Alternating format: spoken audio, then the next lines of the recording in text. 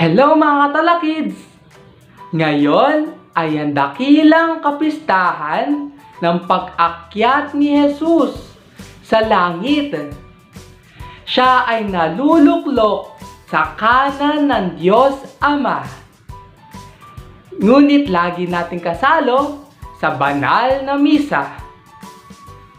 Hindi tayo pinababayaan ni Jesus.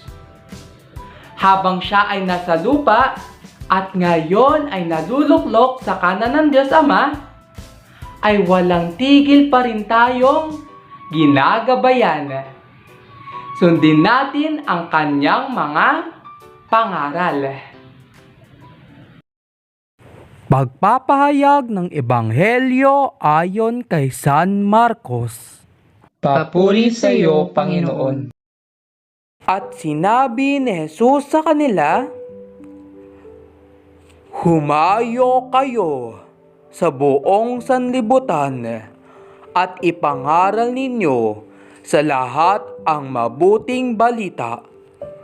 Ang sumampalataya at mabautismuhan ay maliligtas, ngunit ang hindi sumampalataya ay parurusahan. Ang mga sumasampalataya ay magtataglay ng ganitong tanda ng kapangyarihan. Sa pangalan ko'y magpapalaya sila ng mga demonyo at magsasalita ng ibang wika. Sila'y hindi maaano, dumampot man ng ahas o uminom man ng lason. At gagaling ang mga may sakit na mapatungan ng kanilang mga kamay." Pagkatapos magsalita sa kanila, ang Panginoong Jesus ay iniakyat sa langit at lumuklok sa kanan ng Diyos. Humayo nga ang mga alagad at nangaral sa lahat ng dako. Tinulungan sila ng Panginoon sa gawaing ito. Pinatotohanan niya ang salita ng kanilang pinangangaral sa pamamagitan ng kapangyarihang gumawa ng himala na ipinagkaloob niya sa kanila. Ang mabuting balita ng Panginoon. Pinupuri ka namin, Panginoong Hesukristo. Hello kids! Welcome back sa ating Sunday Reflection. Ako ang inyong makakasama sa araw na ito, Sister Jenny ng Adorers of the Blood of Christ. Today is the solemnity of the Ascension of our Lord Jesus. And the Church also celebrates the World Communication Sunday.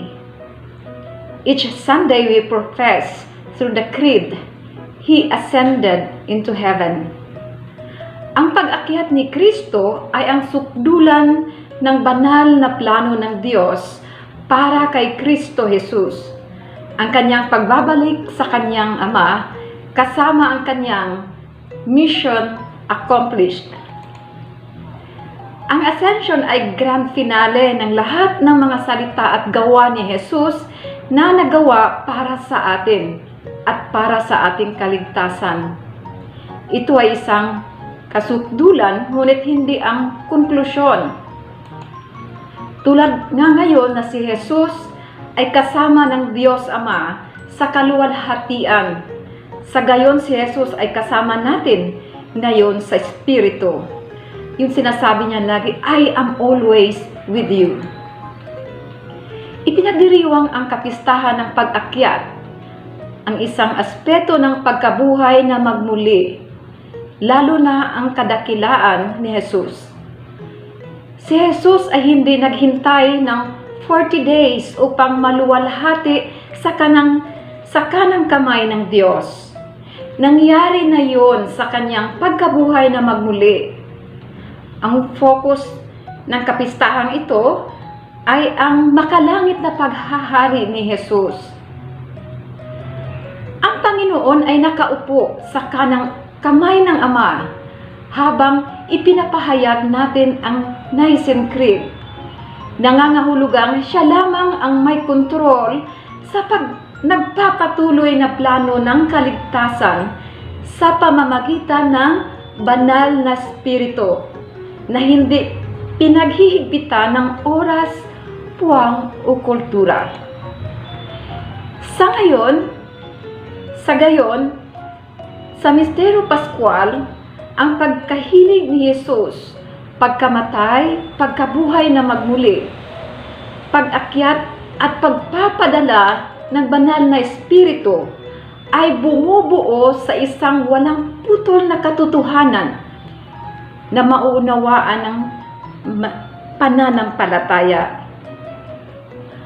Ang pag-akyat ay nangangahulugang si Jesus sa kanyang kaligtasan na pagdurusa para sa ating kaligtasan ay nakumpleto at kasama ng kanyang Ama sa kaluwalhatian. Ang pagiging nakaupo sa kanyang kanang kamay ng Ama ay ang katuparan ng pangitain ng propetang si Daniel tungkol sa anak ng tao. Sa kanya ay binigyan ng kapangyarihan at kaluwalhatian ang kaharian upang ang lahat ng mga tao, bansa at wika ay dapat maglingkod sa kanya. Ang kanyang kapangyarihan ay isang walang hanggang kapangyarihan na hindi lilipas at ang kanyang kaharian ay hindi mawawasak. Ang Ascension account at ang kahalagahan nito, ang mga ulat sa Biblia tungkol sa Ascension o ang pag-akyat sa langit ni Jesus ay hindi nakatuon sa mga detalye ng kaganapan, kundi sa misyon na ibinigay ni Jesus sa kanyang mga alagad. Halimbawa, sa mga kwentong isinalaysay doon sa Lucas at mga gawa, sa pag-akyat ay naganap sa Jerusalem. At sa kabilang banda, sina Matthew at Marcos, naganap ang kaganapan sa Galilea. Gayunpaman, ang lahat ng mga accounts na ito ay sumasang-ayon na ang ascension, ang pag-akyat, ay naganap sa isang bundok. Sa Lucas at sa mga gawa, ang pag-akyat ay nangyayari sa 40 araw pagkatapos na mabuhay na magmuli si Jesus. Isang panahon kung saan paulit-ulit na nagpakita si Jesus sa kanyang tagasunod. Si Jesus ay ang pinuno ng simbahan, ay nauna sa atin sa maluwalhating kaharian ng Ama upang tayo, ang mga miyembro ng kanyang katawan, ay mabuhay sa pag-asang balang araw ay makasama natin siya magpakailanman. Si Jesus na pumasok sa santuaryo ng langit ng isang beses at para sa lahat, patuloy na namamagitan para sa atin bilang tagapamagitan na tiniyak sa atin ng permanenteng pagbuhos ng banal na spirito. Ang mensahe ng ascension o ang pag-akyat ay ang mangaral ng mabuting balita na maging saksi. Na makakatanggap ka ng kapangyarihan kapag ang banal na spirito ay dumating sa iyo at kayo ang aking magiging mga saksi sa Jerusalem, sa buong Judea at Samaria at hanggang sa dulo ng mundo. Pangalawa, humayo nga kayo at gumawa ng mga alagad sa lahat ng mga bansa. Ito yung sinabi ni Jesus at hinabilin sa kanyang mga alagad. Pumunta sa buong mundo at ipahayag ang mabuting balita sa buong nilikha. Ang lahat ay nagkakasundo. Sinabi niya, binigyan ni Jesus ang mga alagad ng misyon na magpapatutuo sa pamamagitan ng pangangaral at pamumuhay ng mabuting balita. Dapat nilang ikwento at muling magkwento ng buhay, pagdurusa, kamatayan, at pagkabuhay na magmuli ni Jesus. Ito yung ipamamalita nila sa buong mundo. Tiniyak niya sa kanila ang banal na tulong ng banal na Espiritu Santo sa pagtupad ng misyong ito. At inatasan niya sila na binyagan ang mga mananampalataya. Pumunta kayo at gumawa ng mga alagad sa lahat ng mga bansa at bininyagan sila sa pangalan ng Ama, ng Anak, at ng Espiritu Santo. Ano kayang mensahe nito sa ating buhay? Kailangan tayong maging tagapagpahayag at ibanghelisador. Sa Ebanghelyo ngayon, ibinibigay ni Jesus ang misyon na ito sa lahat ng mga naniniwala. Lumabas ka sa buong mundo at ipahayag ang Ebanghelyo sa bawat nilalang. Ang misyon na ito ay hindi ibinibigay sa ilang mga pinili, ngunit sa lahat ng mga mananampalataya. Upang maging isang Kristiyano, ay dapat maging isang tagapagpahayag at isang taga-ibanghelisador. Mayroong pagkakaiba sa pagitan ng pangaral at pagproklama.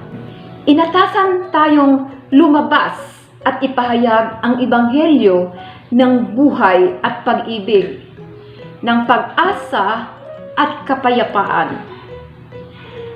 Sa pamamagitan ng pagsaksi sa ating buhay. Sa araw ng pag-asa na ito, pampatibay loob at komisyon. Baguhin natin ang ating pangako na maging totoong mga disipulo saan man tayo magpunta, na nagsisimula sa ating pamilya at ating parokya, na mamumuhay sa paraang karapat-dapat na tawag na natanggap natin. Ang mga alagad ay bumalik sa Jerusalem na may labis na kagalakan. Maliwanag na ang kadakilaan at ang pangwakas na pagpapala ni Jesus ay nagbigay sa kanila tulad ng pagbibigay nila nito sa atin. Nagkatiyakan na kahit wala na si Jesus, narito siya sa atin sa pamamagitan ng kanyang pagkadiyos, ng kanyang kapangyarihan at pagmamahal. Mayroon tayong isang misyon sa pagtuturo. Itinuro sa atin ni Jesus ang mga aralin ng pananampalataya, pag-asa, kapatawaran, awa, pagtubos, at pag-ibig. Ang pagkalat sa mabuting balita sa lahat ng bansa ay hindi isang layunin na maaring makamit ng lakas at kasanayan ng isang tao. Ito ang dahilan kung bakit nangako si Jesus na bibigyan ng kapangyarihan ang simbahan sa kanyang pananatili ng presensya at ng banal na Espiritu. Kapag napakalayo tayo sa pananampalataya upang manalangin ng mag-isa, tandaan natin na mayroon tayong tagapagtaguyod kasama ang Ama, si Jesucristo, ang matuwid. Kapag ang mga pagsubok sa buhay ay nararamdamang masyadong mabigat, dapat nating tandaan na si Kristo ay babalik muli sa kaluwalhatian. Ang parehong kaluwalhatian kung saan si Jesus ay bumangon mula sa libingan. Bagamang maaring makita siya ng ating limitadong pangunawa na wala siya, si Jesus ay ganap na naroon, na nakilahok sa bawat sandali ng ating buhay. Sa pamamagitan ng kanyang pag-akyat, hindi tayo iniwan ni Kristo, ngunit posibleng para sa banal na Espiritu na makapasok sa lahat ng oras at lugar. Before we will end up this catechesis, this reflection, we will pray together the Credo. Sabay-sabay natin. Sumasampalataya ako sa Diyos, Amang makapangyarihan sa lahat, na may gawa ng langit at lupa. Sumasampalataya ako kay Jesucristo, iisang anak ng Diyos, Panginoon nating lahat. Nagkatawang tao siya, lalang ng Espiritu Santo. Ipinanganak ni Santa Mariang Berhen. Ipinagpakasakit ni Poncio Pilato. Ipinako sa krus, namatay, inilibing. Nanaog sa kinaroroonan ng mga yumao. Nang may ikatlong araw, nabuhay na magmuli. At umakyat sa langit. Naluluklok sa kanan ng Diyos Amang makapangyarihan sa lahat. Doon nagmumulat paririto at maghukom sa mga nangabubuhay at nangamatay na tao. Sumasampalataya naman ako sa Diyos Espiritu Santo, sa banal na simbahang Katolika, sa kasamahan ng mga banal, sa kapatawaran ng mga kasalanan, sa pagkabuhay na magmuli ng mga nangamatay na tao, at sa buhay na walang hanggan. Amen. Oras na para mamaalam. See you on the next episodes, mga kids. Subaybayan, makinig lagi, at isabuhay upang lumago ang ating pananampalataya. Happy Sunday! God bless everyone! Bye! Dasalin natin ang Panginoong Maria. Sa ngalan ng Ama, ng Anak, ng Espiritu Santo. Amen. Aba, Ginoo Maria, napupuno ka ng grasya. Ang Diyos ay sumasa iyo. Huwag kang pinagpala sa babaeng lahat. At pinagpala naman ang iyong anak na si Jesus. Santa Maria, Ina ng Diyos, panalangin mo kaming makasalanan. ngayon at kung kami ay mamamatay. Amen. Sa ngalan ng Ama, ng Anak, at ng Espiritu Santo. Amen.